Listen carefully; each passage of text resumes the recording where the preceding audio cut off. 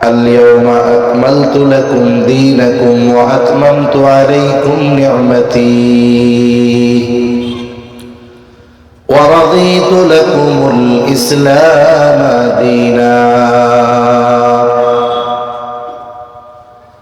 হযরত ওমর রাদিয়াল্লাহু তাআলা আনহু বলে, শোনো, এই আয়াত কোন দিন কোথায় কার উপরে নাজিল হয়েছে আমি সব জানি। বলে এই আয়াত আরাফার দিন, দিনটা ছিল জুমাবার, জাবালে রহমতে মুহাম্মাদুর রাসূলুল্লাহ সাল্লাল্লাহু আলাইহি ওয়াসাল্লামের উপরে আল্লাহ তাআলা নাজিল করেছেন। বলে এই আয়াতের এমন কি বৈশিষ্ট্য যে যদি তাওরাতে নাজিল হতো ওই দিনটাকে তারা ঈদের দিন বানায় নিত। বলে এই আয়াতের মধ্যে আল্লাহ সুবহানাহু ওয়া তাআলা আমাদের জন্য আমাদের সংবিধান, আমাদের জীবন ব্যবস্থা, আমাদের দিন আল্লাহ তাআলা পূর্ণাঙ্গ করার ঘোষণা দিয়েছে। আল্লাহ রাব্বুল আলামিন আবার আপনার নবীর আগে যত নবী এসেছে কোন নবীর কাছে দিন পরিপূর্ণ হওয়ার ঘোষণা আল্লাহ তাআলা দেন নাই। আল্লাহ তাআলা এই আয়াতে আমাদেরকে জানায় দিলেন। আল্লাহ তাআলা বলেন, আল ইয়াউমা আকমালতু লাকুম দীনাকুম ওয়া আতমামতু আলাইকুম নি'মাতি ওয়া রাদিতু লাকুমুল ইসলাম দীনা। একটু খেয়াল দিয়ে কথাগুলো শুনবো। আল্লাহ তাআলা বলেন, আল ইয়াউমা আকমালতু লাকুম দীনাকুম, আজকে আমি তোমাদের জন্য তোমাদের দিন তথা তোমাদের জীবন ব্যবস্থাকে পূর্ণাঙ্গ করে দিলাম। এরপর আল্লাহ তাআলা বলেন, ওয়া আতমামতু আলাইকুম নি'মাতি, আজকে আমি তোমাদের জন্য আমার নিয়ামত সমূহ পূর্ণ করে দিলাম। সাথে সাথে আল্লাহ তাআলা বলেন, ওয়া রাদিতু লাকুমুল ইসলাম দীনা, এবং তোমাদের জন্য ইসলামকে দিন হিসাবে আমি আল্লাহ মনোনীত করলাম। মোটামুটি তিনটা কথা নিয়ে আমরা একেবারে অতি অল্প সময় আলোচনা করব। এক নাম্বার কথা, আমাদের দিন তথা জীবন ব্যবস্থা পরিপূর্ণ। আল্লাহ তাআলা দিন পরিপূর্ণতার ঘোষণা দিয়েছেন। দুই নাম্বার, নিয়ামত পরিপূর্ণতার ঘোষণা দিয়েছেন। তিন নাম্বার, এই দিন তথা ইসলামকে আমাদের জন্য মনোনীত জীবন ব্যবস্থা, এই জীবন ব্যবস্থা হিসাবে ইসলামকে আল্লাহ তাআলা মনোনীত করেছেন। ইন্নাদ দীনা ইনদাল্লাহিল ইসলাম, আল্লাহ তাআলার কাছে একমাত্র মনোনীত জীবন ব্যবস্থার নাম কি? জোরে বলেন, এই ইসলাম। এটা কি আমার ব্যক্তিগত জীবনে লাগবে? জোরে বলেন, আমাদের ব্যক্তিগত জীবনে ইসলাম লাগবে? পারিবারিক জীবনে লাগবে? সামাজিক জীবনে লাগবে? রাজনৈতিক জীবনে লাগবে? রাষ্ট্রীয় জীবনে লাগবে? অর্থনৈতিক জীবনে লাগবে? পৌরনীতিতে লাগবে? সব জায়গায় ইসলাম লাগবে। কিন্তু আফসোস, ইসলাম আমরা রাখছি কোথায়? বলে মসজিদ আর মাদ্রাসায়। যেখানে জীবনের প্রতিটা ক্ষেত্রে ইসলাম থাকা দরকার ছিল, আজকে আমাদের জীবনের প্রতিটা ক্ষেত্রে ইসলাম নাই। মনে রাখতে হবে, ইসলাম মেনে চলা ছাড়া আমাদের পরকালে বাঁচার কোনো উপায় নাই। একটা মানুষ মারা যাবার পর কবরের মধ্যে তাকে কয়টা প্রশ্ন করা হবে? জোরে বলেন, সবাই জানেন না? জোরে বলেন, কয়টা? আরো জোরে, কয়টা? এক নাম্বার প্রশ্ন জিজ্ঞাসা করা হবে, মার রব্বু, বলেন তো আমাদের রব কে? ওমা দিন, তোমাদের দিন কি? বলেন তো।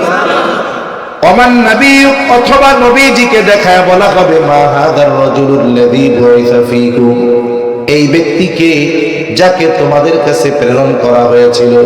অথবা জিজ্ঞাসা করা হবে, ওমান নবী, তোমার নবীকে? আমাদের নবী মুহাম্মাদুর রাসূলুল্লাহ সাল্লাল্লাহু আলাইহি ওয়াসাল্লাম। তাহলে এই তিন প্রশ্ন সবার জানা আছে, তিন প্রশ্নের জবাবও সবার জানা আছে। কেউ আছেন যে তিন প্রশ্নের জবাব জানা নাই? আসেননি কেউ এখানে? একটা জিনিস খেয়াল করা দরকার, কবরের 3 প্রশ্নের খবর আল্লাহ আগে জানিয়ে দিয়েছেন।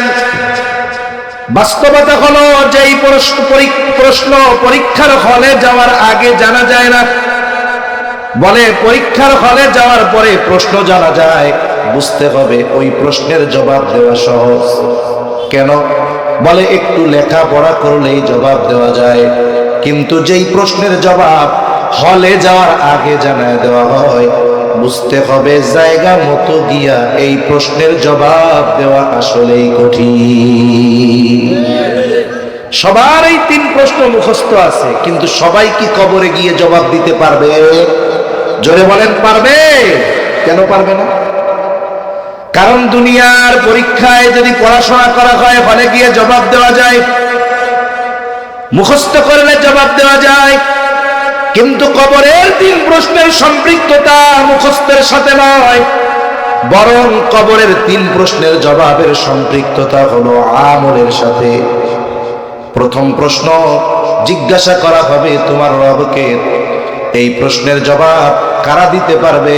বলে যারা বলেছে আমাদের রব হলো আল্লাহ। শুধু তাই না, আল্লাহ তাআলা কোরআনুল কারীমের মধ্যে বলেন, ইন্নাল্লাযীনা ক্বালু রাব্বুনাল্লাহু সুম্মা ইসতাকামু, নিশ্চয়ই যারা বলে আমাদের রব আল্লাহ, শুধু তাই না, সুম্মা ইসতাকামু, এই কথার উপরে, এই স্বীকৃতির উপরে তারা দৃঢ় পদে থাকে, ইস্তেকামতের উপরে থাকে, দৃঢ়তার সাথে থাকে।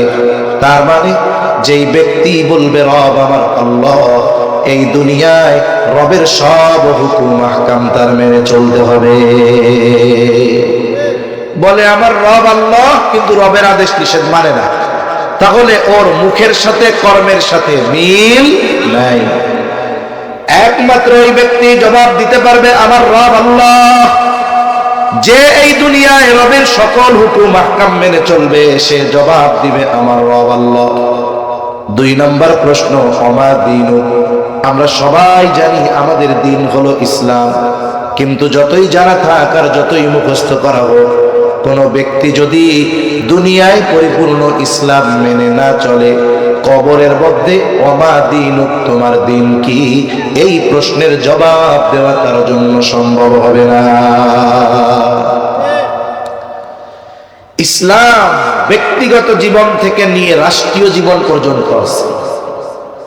কিছু কিছু বিষয় আছে যেগুলো ফরজ, কিন্তু করতে পারতেছি না, তবে ফরজিয়াতকে অস্বীকার করার কোনো সুযোগ নাই। আমরা দেখলাম বাংলাদেশের একজন বহুল পরিচিত রাজনীতিবিদ, উনি বলতেছে রাজনীতির সাথে কোরআনের কোনো সম্পর্ক নাই। এত আস্তে কইলেন, আরো জোরে বলেন না আউযুবিল্লাহ।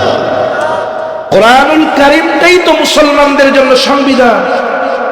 আলহামদুলিল্লাহ, ঐতিহ্যবাহী সুনামগঞ্জ জেলার অন্তর্গত বিশ্বম্ভরপুর থানাধীন তানজিমে হুফাজুল কোরআন এর উদ্যোগে চীনাকান্দি সরকারি প্রাথমিক বিদ্যালয় মাঠে 15তম বার্ষিক তাফসীরুল কোরআন মাহফিলের সম্মানিত শ্রদ্ধেয় সভাপতি মণ্ডলী, আমন্ত্রিত উলামায়ে কেরাম, সামনে উপস্থিত মুরব্বিয়ানে কেরাম, সমবয়সী যুবক বন্ধু, স্নেহের ছোট ভাই, মাইকের আওয়াজ যত দূরে যায় নিজ নিজ স্থানে অবস্থানরত সম্মানিতা শ্রদ্ধা মা ও বোন, আল্লাহ রাব্বুল আলামিনের দরবারে অগণিত শুকর যে মহান মালিক আমাদের হায়াতে বরকত দিয়ে সুস্থ রেখে বিজ্ঞ উলামা হযরতদের জবান থেকে খুবই গুরুত্বপূর্ণ কথা শ্রবণ করবার, আমাকেও আপনাদের খেদমতে কিছু কথা বলার সুযোগ যে মহান মানিব দান করেছেন, সে মহান মানিবকে খুশি করার জন্য মোহাব্বতের সাথে জবান খুলে অন্তর থেকে আমরা একবার কালিমাতুশ শুকর পাঠ করি, আলহামদুলিল্লাহ। অগণিত দুরূদ ও সালাম সাইয়্যিদুল আম্বিয়া, আশরাফুল আম্বিয়া, খাতামুল আম্বিয়া, ইমামুল মুরসালিন, রাহমাতুল লিল আলামিন, মুহাম্মাদুর রাসূলুল্লাহ সাল্লাল্লাহু আলাইহি ওয়াসাল্লামের উপর। আমি আপনাদের খেদমতে পবিত্র কোরআনুল কারীমের সুপ্রসিদ্ধ সূরা মায়েদা থেকে 3 নম্বর আয়াতের অংশ তিলাওয়াত করেছি। আল্লাহ তাআলার কাছে তৌফিক চাই, আল্লাহ তাআলা আমাকে কিছু কথা আপনাদের খেদমতে বলার সুযোগ করে দেন, যে কথাগুলো আমাদের সবার দুনিয়া এবং আখিরাতের জন্য কল্যাণকর হয়। সকলে বলি আমিন। আল্লাহ সুবহানাহু ওয়া তাআলা এই দুনিয়াতে আমাদেরকে অগণিত নিয়ামত দান করেছেন। আল্লাহ তাআলা কত নিয়ামত দিয়েছেন এর হিসাব দুনিয়ার কোনো মানুষ করতে পারবে না। জীবনের প্রতিটা ক্ষণে ক্ষণে প্রতিটা মুহূর্তে আমরা আল্লাহ তাআলার নিয়ামত ভোগ করতেছি। একেবারে এমন একটা মুহূর্ত বাদ যায় না, হোক মুসলিম অথবা অমুসলিম, আস্তিক কিংবা নাস্তিক, আল্লাহ সুবহানাহু ওয়া তাআলার প্রদত্ত নিয়ামত প্রতি মুহূর্তে ভোগ করে না এমন কোন সৃষ্টি এই পৃথিবীর মধ্যে নাই। দেখুন, প্রতিনিয়ত আমরা শ্বাস গ্রহণ করি অক্সিজেন, আবার আরেকটা শ্বাস ছাড়ি কার্বন ডাই অক্সাইড। বলেন তো, যদি কোনো ব্যক্তির এমন হয় শ্বাস নেওয়া অথবা শ্বাস ছাড়া বন্ধ হয়ে যায় 5 মিনিটের জন্য, বলেন তো এই দুনিয়াতে সে আর থাকতে পারবে? অথচ বেঁচে থাকার এই অপরিহার্য জিনিসটা অতি সহজে অতি বেশি আমাদের দিয়েছেন কে? আল্লাহ তাআলা দিয়েছেন। এজন্য আল্লাহ প্রদত্ত নিয়ামতের অভাব নাই। বান্দা যখন নিয়ামতগুলোর যথাযথভাবে কদর করে, আল্লাহ তাআলা বান্দার জন্য নিয়ামত আরো বাড়ায় দেয়। এই যে দ্বীনি মজলিস মাহফিল, এটা আল্লাহ তাআলার পক্ষ থেকে নিয়ামত। মাদ্রাসা আল্লাহর পক্ষ থেকে নিয়ামত। মসজিদ আল্লাহর পক্ষ থেকে নিয়ামত। এই যে তানজিমে হুফাজুল কোরআন, হাফেজদের যে সংগঠন, এই হাফেজগণ, এটা আসলেও আল্লাহ তাআলার পক্ষ থেকে, তারাও আমাদের জন্য এক নিয়ামত। এজন্য দ্বীন সম্পৃক্ত বিষয়গুলোকে আমাদের সর্বোচ্চ নিয়ামত মনে করা দরকার। তা না হলে কি হবে? কোরআনুল কারীমে আল্লাহ তাআলা জানিয়ে দেন, নিয়ামতের কদর না করলে প্রথমে আল্লাহ তাআলা মূলত নিয়ামত ছিনিয়ে নেন। যদিও এই কথাটা আল্লাহ আয়াতে বলেন নাই, লা ইন শাকারতুম লা আযীদান্নাকুম ওয়া লা ইন কাফারতুম ইন্না আযাবি লাশাদীদ।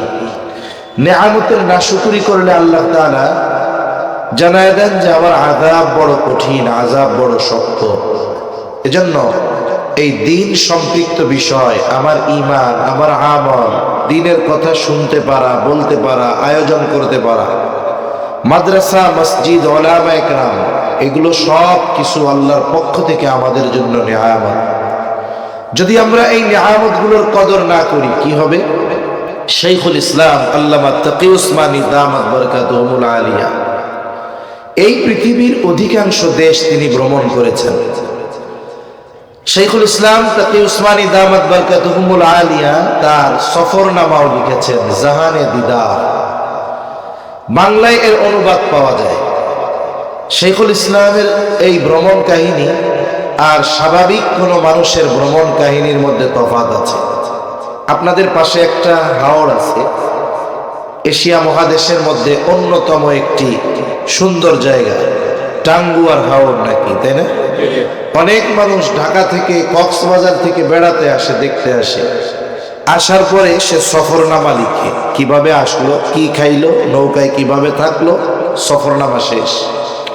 কিন্তু তাকি উসমানী দামাত বারাকাতুহুল আলিয়া যখনই কোথাও গিয়েছেন, ওই জায়গায় গিয়ে উনি মুসলমানদের অতীতের অবস্থা আর বর্তমান অবস্থা কি, এই ব্যাপারে জানার চেষ্টা করেছেন। জানার চেষ্টা করেছেন এখানে ইসলাম কিভাবে আসলো, কার মাধ্যমে, কাদের মাধ্যমে এখানে দ্বীন পৌঁছালো।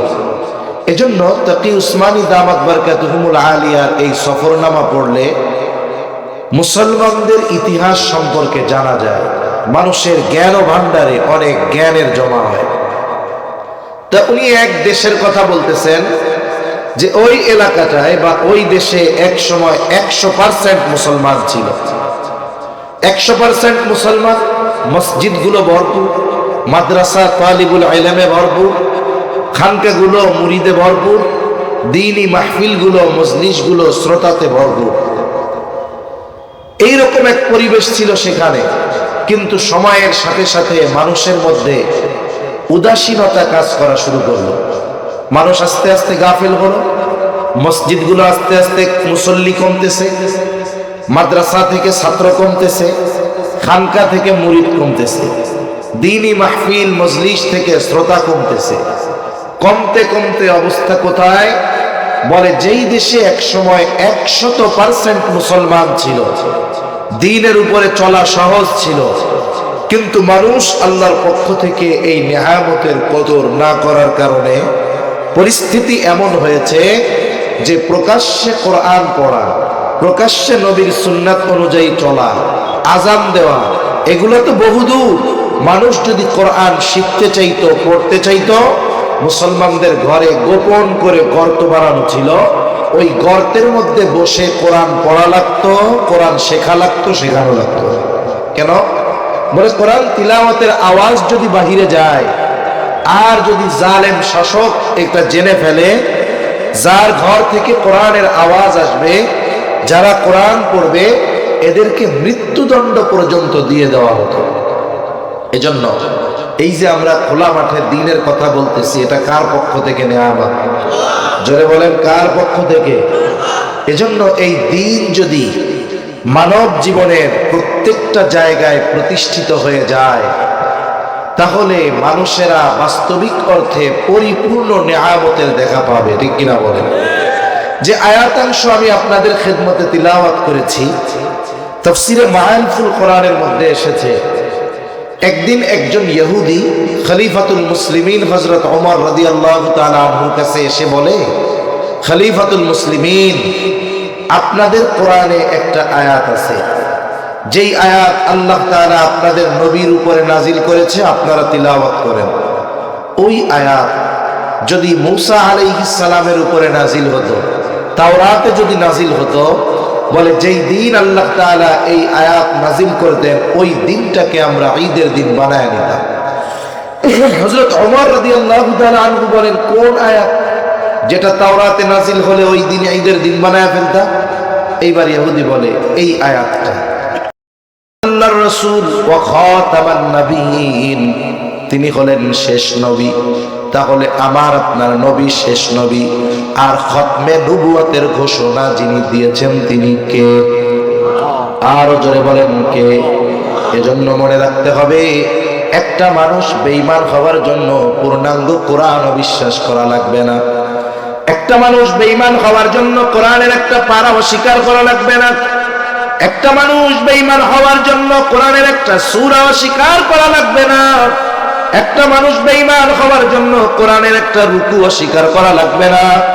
একটা মানুষ বেঈমান হওয়ার জন্য একটা আয়াত অস্বীকার করাও লাগবে না, একটা শব্দ অস্বীকার করা লাগবে না, একটা অক্ষর নয় বলে একটা নুক্তাও যদি কেউ অস্বীকার করে, বেঈমান হওয়ার জন্য এটা যথেষ্ট।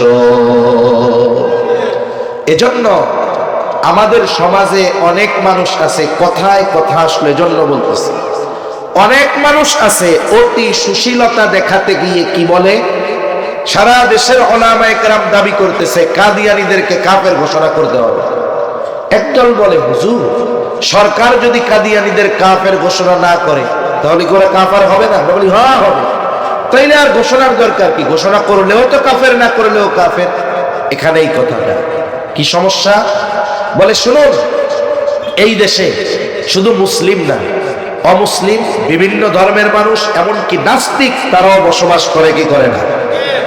আমার যে তারা এই দেশে বসবাস করবে, আমরা তাদেরকে বের করে দিতে বলি না, আমরা তাদেরকে নাগরিক সুবিধা থেকে বঞ্চিত করতে বলি না, কিন্তু কেন কাফের ঘোষণা করতে বলি বলেন তো? ওরা যে খতমে নবুয়তকে অস্বীকার করে, অথবা গোলাম মোহাম্মদ কাদিয়ানীকে নবী বলে। একদিন এক কাদিয়ানীর টকশো দেখতেছি, টকশো, ওর কথাটা এইরকম। ওরে জিজ্ঞাসা করছে, আপনারা কি মুহাম্মদুর রাসূলুল্লাহ সাল্লাল্লাহু আলাইহি ওয়াসাল্লাম রে শেষ নবী মানেন? হ্যাঁ মানি। তাহলে আপনাদেরকে যে বলা হয় আপনারা এটা বিশ্বাস করেন না? এরপরে আরেকটু পরে আরেকটা প্রশ্ন করছে যে গোলাম মোহাম্মদ কাদিয়ানীর ব্যাপারে আপনাদের অভিমত কি? ও ঘুরাইয়া ফিরাইয়া গোলাম মোহাম্মদ কাদিয়ানীকে নবী বলতে চাই। এখন দেখেন, মুহাম্মদ সাল্লাল্লাহু আলাইহি ওয়াসাল্লামের শেষ নবী মানে, তবে গোলাম আহমদ কাদিয়ানীও নবী। তার মানে কি? নবীর পরে গোলাম আহমদ কাদিয়ানীরে যদি নবী বলে, তাহলে আগে যে বলছে নবীজি মুহাম্মদ সাল্লাল্লাহু আলাইহি ওয়াসাল্লাম শেষ নবী, তবে গোলাম আহমদ কাদিয়ানীকে নবী বলার মাধ্যমে আগের কথাটা অটোমেটিকলি উইথড্র হয়ে যায়। ঠিক কিনা বলেন?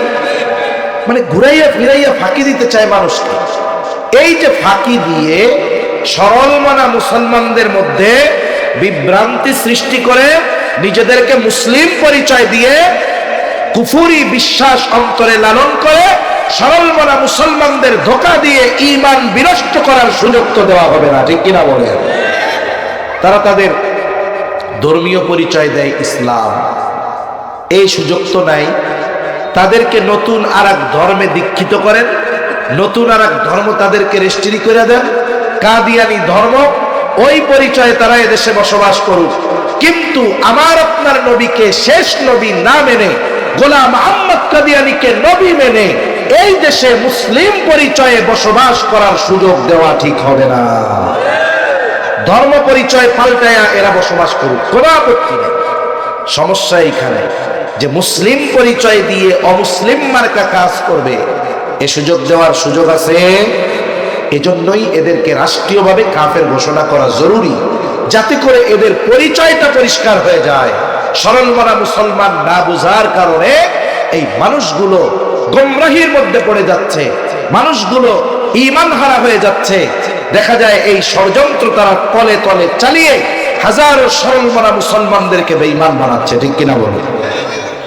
তাহলে নবীর দ্বারা আল্লাহ তাআলা নবুয়তের পূর্ণতা দিয়েছেন, আরেকটা পূর্ণতা দিয়েছেন বলে উত্তম আখলাকের পূর্ণতা আমার আপনার নবীর মাধ্যমে আল্লাহ তাআলা দিয়েছেন।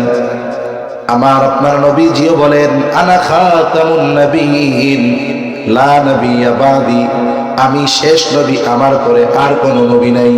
আর উত্তম আখলাক প্রদানের ব্যাপারে নবীজি সাল্লাল্লাহু আলাইহি ওয়াসাল্লাম বলেন, ইন্নামা বুইসতু লিউতাম্মিমা মাকারিমাল আখলাক।